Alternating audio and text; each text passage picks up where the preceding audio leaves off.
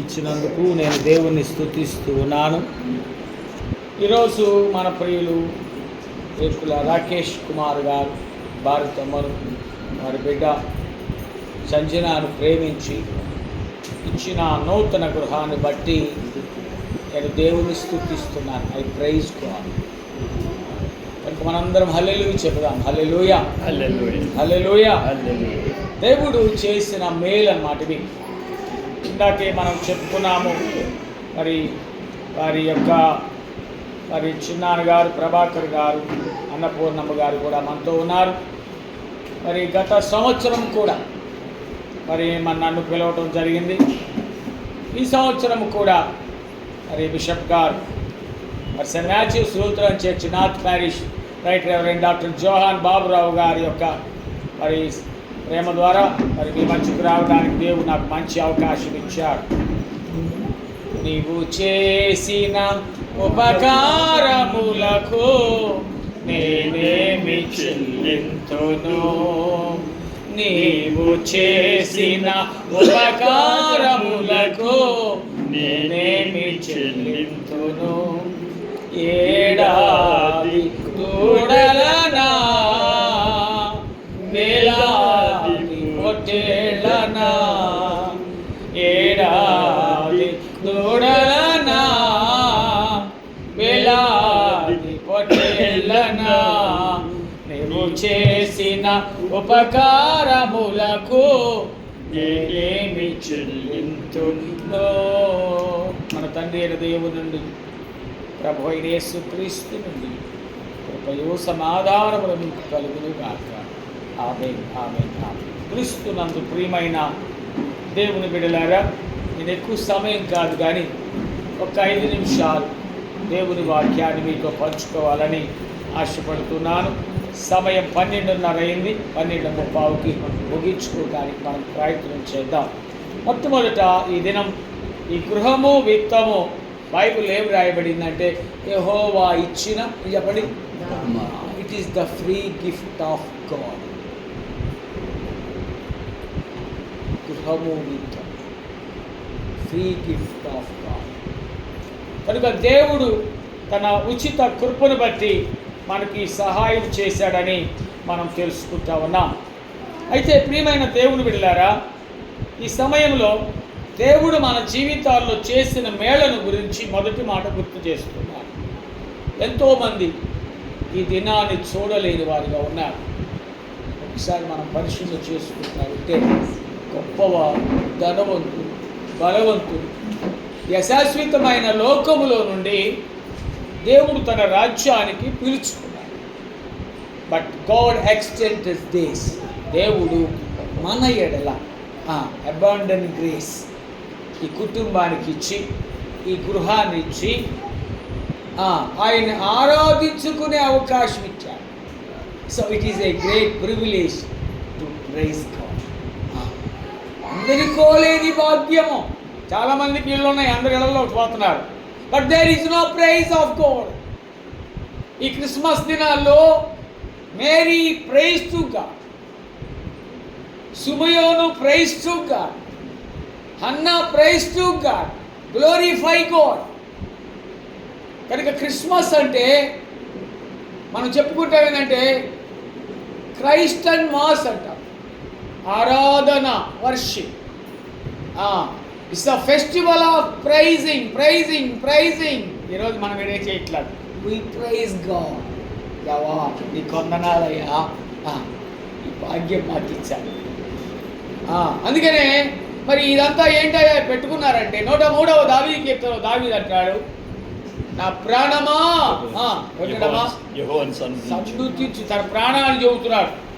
ఎందుకు చెప్తున్నాడంటే ప్రాణానికి, దావీదు చిన్నవాడు, దావీదు గొర్రెలు కాచుకునేవాడు, దావీదు ప్రియమైన దేవుని బిడ్డలారా, దావీదు దేవుని యందు విశ్వాసము కలిగిన వాడు. దావీదు తన తల్లిదండ్రులు చెప్పిన పని, కొండలలో, లోయలలో, అడవుల్లో, ఎడారుల్లో ఏం చేసేవాడమ్మా? గొర్రెలను మేపేవాడు. ఈ గొర్రెలను మేపేవాడిని దేవుడు ప్రేమించాడు. హల్లెలూయా. ఏం చేశాడు తెలుసండి? ఇశ్రాయేలు ప్రజలకు రాజుగా చేశాడు. రాజు అయిన తర్వాత మనందరం మానవులం కదా, మనకి ఏదైనా పొజిషన్ మారితే ప్రభుత్వం పొజిషన్ మారిపోయింది. ఆ సైతాన్ మనం పైకి తీసుకెళ్తాం. పొజిషన్ ఇచ్చే దేవుడు సైతాన్ ఏదో తన సొంతగా మనకి ఇచ్చినట్టు నీకేములే అంటాడు. కాబట్టి మనం అతిశయపడతాం. రాజు ఆయన ఆయన ఆయన జీవితంలో కూడా ఈ అతిశయం కనబడింది. ఏంటో ఈ అతిశయం ఎక్కడికి వచ్చిందని తన ప్రాణానికే చెప్తున్నాడు. అమ్మా ప్రాణమా, ఇది దేవుడిచ్చిన ప్రాణం అమ్మా, కనుక నువ్వు అతిశయపడతానికి కారణం వీల్లేదు. కాబట్టి తన అంతరంగంలో ఉన్న సమస్తమా ప్రతి అవయవానికి చెబుతున్నాడు. ఆయన చేసిన ఉపకారాల్లో దేనిని మర్చిపోవద్దు. నేను గొర్రెలు కాచుకునేవాడిని ఈ సింహాసనంలో కూర్చున్నానంటే ఏదో పెద్ద రాజును కాదు. ఆయన సింహాసనంలో కూర్చోబెడతాడు, అవసరమైతే సింహాసనం లాగేస్తాడమ్మా. జాగ్రత్తగా ఉండాలి మీరందరూ. అతిశయ పడొద్దు, డబ్బుని బట్టి అతిశయపడద్దు, బంగారాన్ని బట్టి అతిశయపడద్దు, రాజుని అతిశయపడద్దు. కానీ ఆయన చేసిన మేలు మరువకుము. First one, forget not all in his benefits. హల్లెలూయా. మర్చిపోకూడదు. ఏం చేయాలి మరి? మనసులో ఉంది, దేవుడు నాకు మేలు చేశాడు, దేవుడు నాకు ఇల్లు ఇచ్చాడు. చాలామంది చెబుతాడు నాకు భార్యని ఇచ్చాడు, నాకు పిల్లలు ఇచ్చాడు, నాకు ఉద్యోగం ఇచ్చాడు. అందరితో అయిపోయింది. ఆ చెప్పడం వరకు అయిపోయింది. మనం ఏమి చేయాలి? దేవుడు చేసిన మేలకు 116వ సంకీర్తన 12వ వచనంలో అంటాడు, యెహోవా నీవు నాకు చేసిన ఉపకారాలకి నేనేమి చెల్లిస్తాను? మన దగ్గర బూడిద. ప్రాణం ఆయనది, ఏమో ప్రాణం ఆయనది, శరీరం ఆయనది, మట్టితో బొమ్మను చేశాడు. గాలి ఆయనది, ఎండ ఆయనది, వర్షం ఆయనది, ఉద్యోగం ఆయనది, అన్నీ ఆయనదే. మరి మనం ఏం చెప్పుకుంటాం? వీళ్ళు నా భార్య, నా కొడుకు, నా కూతురు, ఇవి చెప్పుకుంటాం. నేను చెప్తున్నాను, మనం చెప్పుకునే ప్రతి దాని వలన దేవుడు నాకు ఇచ్చాడని చెప్పాలి. దేవుడు నాకు ఇల్లు ఇచ్చాడు, దేవుడు నాకు ఉద్యోగం ఇచ్చాడు, దేవుడు నాకు భార్యని ఇచ్చాడు, బిడ్డలు ఇచ్చాడు, దేవుడు నన్ను ఆశీర్వదించాడు. హల్లెలూయా. అది కావాలి, ఆశీర్వదించాడు. What we had in our lives with the grace of God. దేవుని దయ వలనే ఈ స్థితిలో ఉన్నానని చెప్పుకోవాలి సార్. అందుకని తనకేం చెబుతానంటే ఆయన చేసిన ఉపకారాలకు ఏంటంటే రక్షణ పాత్రను చేతబుచ్చుకొని యెహోవా నామమున ప్రార్థన చేసేదను. పాత్ర పుచ్చుకోవాలి. ఎప్పుడు ప్రార్థన వస్తుందంటే నువ్వు ప్రార్థన చేసినప్పుడు. తల్లులారా, సహోదరి భారతమ్మకు ఇక్కడ ఉన్న స్త్రీలందరూ చెప్తున్నారు, ప్రభు చెప్పాడు విలాప వాక్యాలు రాసిన గ్రంథములో సియోను కుమారి అన్నాడు. మనకి ఏం పేరు పెట్టాడు? మనకి అందరికి పెట్టాడు. మనందరి సియోను కుమారి అన్నాడు అని అక్కడ అతను వదిలిపెట్టలా. నీవు లేచి నిద్రపోతా ఉండవాక, రాత్రి ఇచ్చాను కదా, రాత్రి అంతా నిద్రపోతుంటారు కొంతమంది, పగలు నిద్రపోతుంటారు. మరి వాళ్ళు ఏం చేస్తారు అర్థం కాదు. ఏకూజామున 4 గంటలకి ప్రతి తల్లి, ప్రతి స్త్రీ, ప్రతి యవనస్తులు మేలుకోవాలి. మంచాలు దిగాల. నేను మంచాలు ఎందుకు దిగాలన్నా అంటే, ఒకప్పుడు మేము అది పెదనందిపాడు దగ్గర ఒక చిన్న పల్లెటూరు. మా నాన్నగారు మిలిటరీలో పోలీస్ ఆఫీసర్ ఉండేవారు. సెలవులకు వచ్చేవారు. వస్తే మా తాతగారు వారం రోజులు లాగిస్తూ ఉండేవాడు. నలగ మంచం పని వాళ్ళని పెట్టి వాళ్ళు లాగి మేము ఆ సెలవులకు వచ్చి పడుకుంటే ఒక అర్ధగంట ఎక్కువ పడుకుంటే గీతలు దురద వస్తూ ఉండేది. అంటే ఎక్కువ పడుకోవడానికి లేదు, మన మంచాలు అవి మన తాతలే. కానీ దేవుడు మార్చేశాడు. ఇప్పుడు అన్ని డబల్ కాట్లు, సింగిల్ కాట్లు, ఒక్కొక్క బెడ్ ₹1,00,000. ఈ మంచాల మీద పడుకుని ఈ పిల్లలు లేకపోవట్లేదండి. నేను అప్పుడప్పుడు అంటాను, నొలకల్లో పడుకున్నాం, మీకేదో బాగుండాలని మెత్తటి పొరుపులు ఎత్తే మీరు 9 దాకా లేకపోతే స్కూల్కి ఎప్పుడు వెళ్తారమ్మా?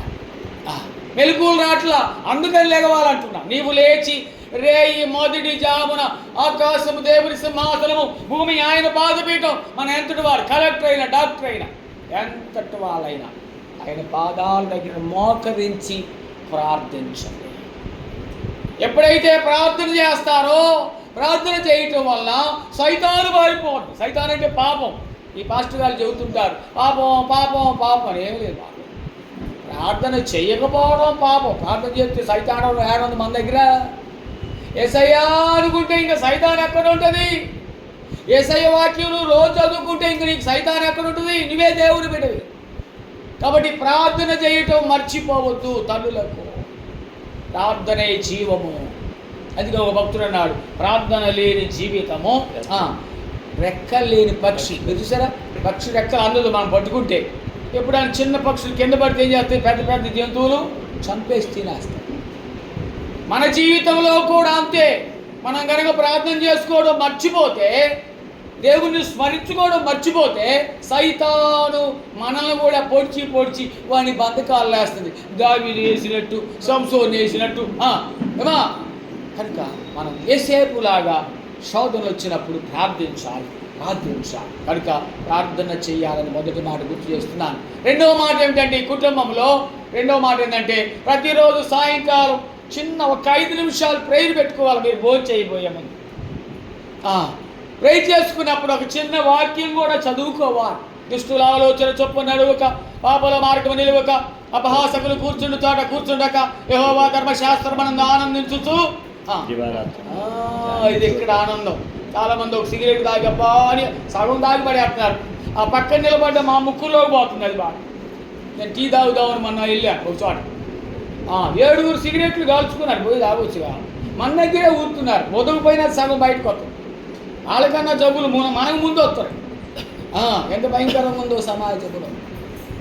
దుష్టుల ఆలోచన చొప్పున నడుక, పాపుల మార్గం నిలువక, అపహాసకులు కూర్చుంటే చోట కూర్చుండక, ఇవన్నీ వదిలేసి నువ్వు అవన్నీ చేయకుండా ఉండాలంటే యెహోవా ధర్మశాస్త్రం. ఇది అందరిళ్ళల్లో బైబిల్ ఉంటుందండి. బైబిల్ ఏదంట్లా బ్రాహ్మణులలో కూడా పెద్ద బైబిల్. ఒకరోజు నేను వెళ్ళాను ప్రేయర్ చేయడానికి.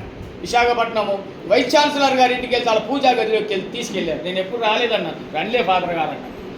వెళ్తే ఎంత బైబిల్ నేను కూడా వాడలేదు. మా పూజారి గారు ఈ కూడా చూసి చదువు చెబుతూ ఉంటారండి. అందరూ చూడాలి, చూడకపోతే మనోనేత్రాలు వెలుగుగా. కాబట్టి నిన్ను వెలిగించేది దేవుని వాక్యము. ప్రాముఖ్యమైన విషయం చెప్తున్నాను. నీకు రక్షణ ఇచ్చేది, నిన్ను వెలిగించేది, నీకు జ్ఞానం ఇచ్చేది, నీకు తెలివిచ్చేది, ఆరోగ్యం ఇచ్చేది, ఐశ్వర్యం ఇచ్చేది, పాపాన్ని తీసివేసేది, పరలోకానికి ఇచ్చేది దేవుని వాక్యం. అది బండ వంటిది, సుత్తె వంటిది, అగ్ని వంటిది, ఆహారము వంటిది. అందుకే భక్తుడు అంటాడు, నీ మాటలు నాకు దొరకగా నేను భుజించి తిని, ఈ వాక్యమే నన్ను బ్రతికించను, బాధలలో నెమ్మదినిచ్చను. వాక్యమును యాకోబుకు తెలియచేసిన వాడను, వాక్యమును యాకోబుకు తెలియచేసిన వాడను, ఏ జనముకి లాగునా చేసి ఉండలేదని దేవునికి స్తోత్రము, దానము చేయుటయే మంచిది, మనమందరము స్తుతి గానము చేయుటయే మంచిది. బైబుల్ చదవండి. ఆది కాండము నుంచి ప్రకటన గ్రంథం వరకు మీకు ఎంత సమయం దొరికితే అది పరలోక బంగారం. ఇప్పుడు ఈ మామూలు బంగారాలు వేసుకుంటాం ఇక్కడ. పరలోక బంగారం దేవుని వాక్యము. అది జుంటె తేనెల కన్నా మధురమైనది, వెండి బంగారముల కన్నా కోరదగినది. పరలోక బంగారం కూడా కావాలి. అందుకని తల్లుకు మీ అందరికీ కూడా చెప్తున్నాను, మీ ఖాళీ సమయం అంతా బైబిల్ చదవండి.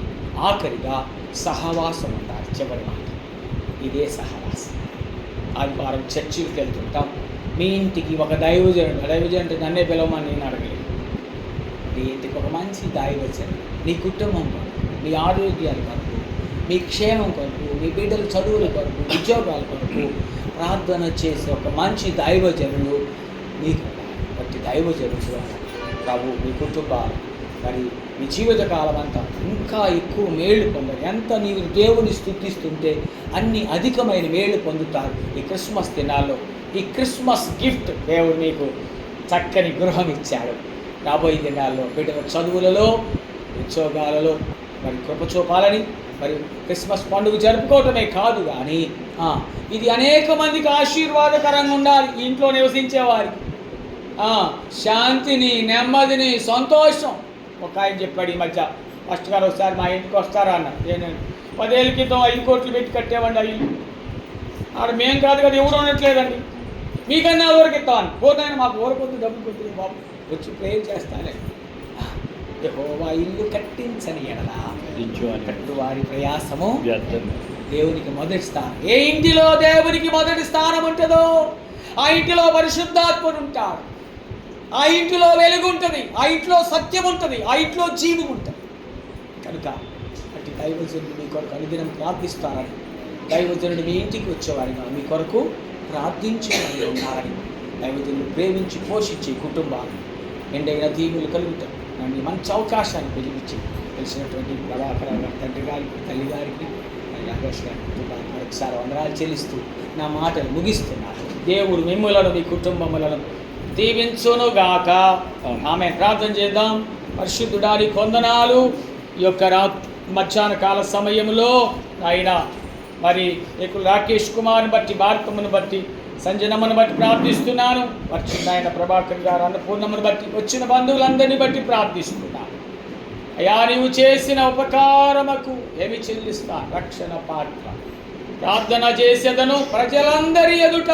ఇదిగోనైనా ఈ ప్రజలందరి ఎదుట అయ్యా నాకు దేవుడు ఇల్లు ఇచ్చాడని దైవజనుడై నన్ను నీ పక్షాన్ని పిలుచుకొని నిన్ను స్తుతిస్తుండగా వారి జీవితం